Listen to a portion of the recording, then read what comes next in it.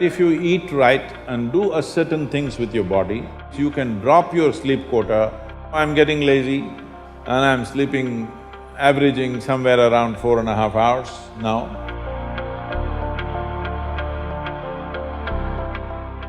What type of food we should eat so that our life reaches its full potential for a college or a school-going student? So what kind of food? We must understand this. Food is not a religion, food is not a culture, food is just the fuel for this machine. Yes? There may be cultural aspects to the tastes, there may be even religious tinge to the food over a period of time, but essentially food is fuel for this body. So with what kind of food will it function with minimum struggle within itself and maximum impact? So suppose you buy a petrol car and pump diesel into it, it may still roll around but not at its optimum. Similarly, various foods you can eat and still somehow it functions. But those communities which have eaten with care, you can clearly see a distinct difference in the way they function, the levels of intelligence and whatever. So in India, we prescribed food for different people in different way. If you're doing menial jobs, you eat one way because you need physical muscle. If you're doing other kinds of trading and other kinds of activities, you eat another way. If you're a fighting class, you eat differently. And now if you're into education, spiritual process and subtler aspects of life, then you eat differently. If you're in education, one of the greatest challenges is to stay focused on something. The goddamn textbook, I'm sorry.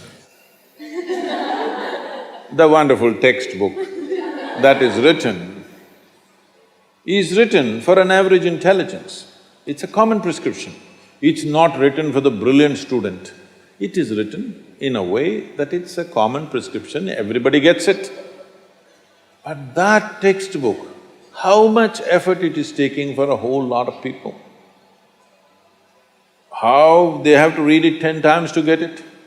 But you lie down in your bed and read a love story, you remember every word, huh? Yes or no? How come? So you don't lack memory, you don't lack focus. It is just that textbook and you, chemistry is not working.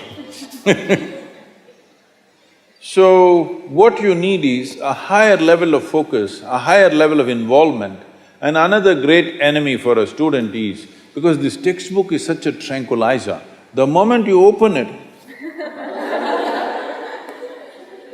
go to cinema till 2 a.m. you're up, open the textbook at 9 o'clock, right there, you smash into it. So sleep is another big enemy. So what kind of food do you eat so there is no inertia in the body? In yogic way of seeing things, we are looking at tamas, rajas and sattva. Tamas means inertia, rajas means activity but no balance, sattva means absolutely balanced kind of energy. When you're in education, you need a very balanced kind of energy because you have to focus on something which doesn't naturally interest you. It's not something with which your chemistry is gelling. If your chemistry is gelling, you are always focused on that one, isn't it? Here there's no chemistry, but you have to focus on that. For this you need a balance and a steady mind. For this you need to eat in a certain way. To put it very simply, food goes through your body through the alimentary canal. From your mouth to your anal outlet, there is a pipe. Through this it runs, going through various stages of digestive process. Many of you are biology people, right? So, it goes through the alimentary canal. Now it begins with the lip. Here, if you look at this, all the herbivores and carnivores. If you look at the animal kingdom, there are herbivores and carnivores are two main segments of animals in the world. One eats vegetable matter, another eats meat. If you look at the alimentary canal, the way it is built, between herbivores and carnivores, there's a distinct difference. Everything in the human being suggests that you are naturally a herbivore, but for the sake of survival, we became carnivores. If you look at the jaw movement, all the carnivorous animals have only cutting action. Herbivores have cutting and grinding action.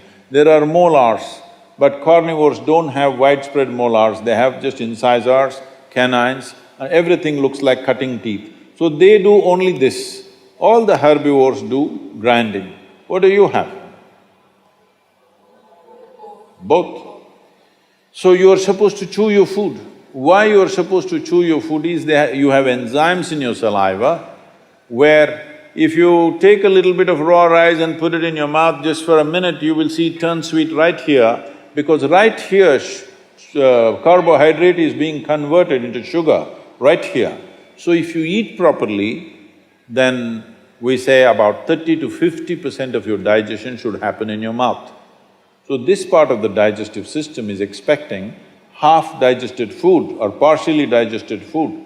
But right now the way we're eating is mostly we're putting not only undigested food, but partially destroyed food. So the amount of food that you need to get the same amount of energy has increased. You're eating much more food than what you should eat to generate that much of energy. Because of that, there is inertia in the body, because it has to process so much more food than what it should, there is inertia. Once there is inertia, your sleep quota increases. How many hours do you sleep on? Hello? 8 hours. You're going by the prescription,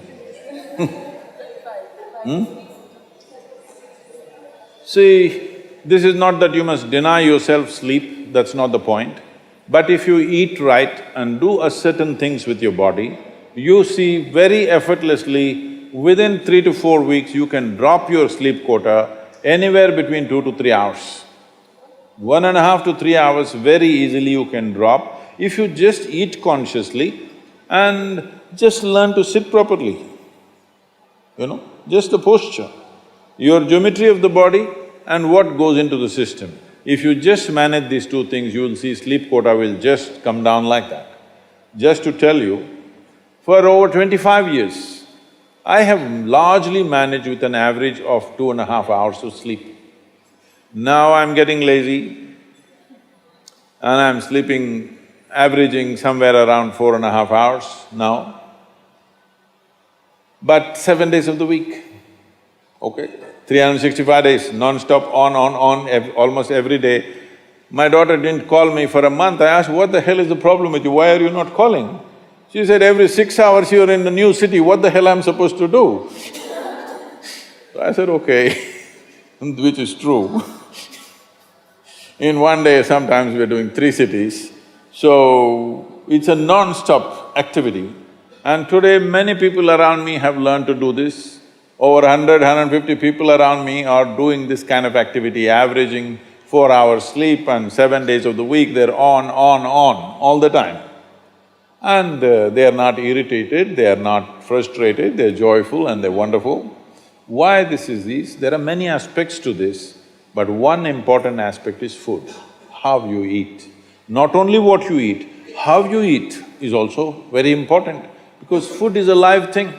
One simple thing all you girls can do is just see various health issues and inertia issue, focus issue, just bring 40 to 50% of the food in its raw form, that means it's alive. It must be a live cell, it can be a vegetable, it can be a fruit, it can be a nut, it can be sprouted gram. At least 40 to 50%, the food that you eat must be alive. You eat dead food and you want to live, this is a little difficult thing to do, because you have to raise the dead now. But if you eat live food, one thing you will see is the state of your mind, your focus and your sleep quotas, and above all, staying awake is not good enough, you have to stay alert, isn't it? How alert you are, how focused you are, only to that extent everything yields to you in this world, isn't it so?